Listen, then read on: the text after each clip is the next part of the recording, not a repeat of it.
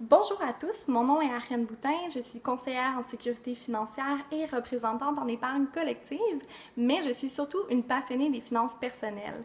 Le but de la capsule d'aujourd'hui est vraiment d'informer et d'éduquer les gens en matière de sécurité financière, de finances personnelles et de consommation. Alors, si jamais le sujet vous interpelle et si jamais vous avez appris quelque chose, eh bien évidemment, je vous invite à la partager en grand nombre afin qu'ensemble, on puisse informer le plus de gens possible. Le sujet d'aujourd'hui sera l'assurance vie sur les prêts, donc le prêt automobile, le prêt pour la moto, le prêt pour les meubles, et j'en passe évidemment. Donc, à des fins de précision, j'utiliserai aujourd'hui le prêt automobile parce que la plupart des gens, évidemment, ont un prêt auto. Et c'est ce que je vois le plus fréquemment lorsque je fais des analyses de besoins financiers auprès de mes clients. Souvent, ce que je me rends compte, c'est que les gens avaient oublié qu'ils avaient pris ça et des fois, les gens n'en ont même pas besoin. Alors, qu'est-ce que c'est?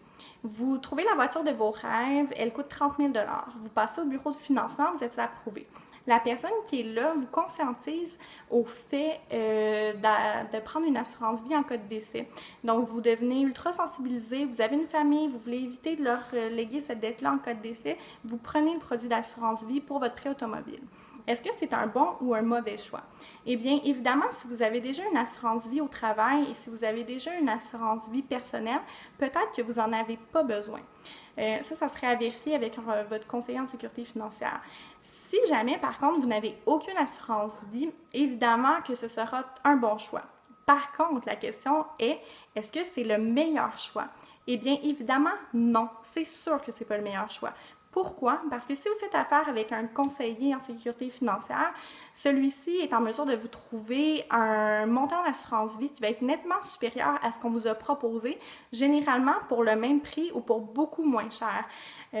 Donc, en prenant une assurance vie avec un capital d'assurance plus élevé, vous serez maintenant en mesure de dire non à toutes les assurances vie qu'on va vouloir vous offrir sur les prêts de vos meubles, sur le prêt auto, sur le prêt de la moto. Ce sera plus facile, vous serez bien assuré et vous ne serez pas surassuré. Donc, vous allez éviter de payer encore des frais d'assurance sur des biens que vous payez dans le fond à financement.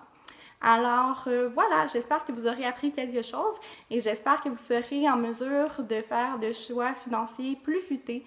Alors pour que votre avenir financier soit entre bonnes mains, faites affaire avec un conseiller en sécurité financière. À bientôt!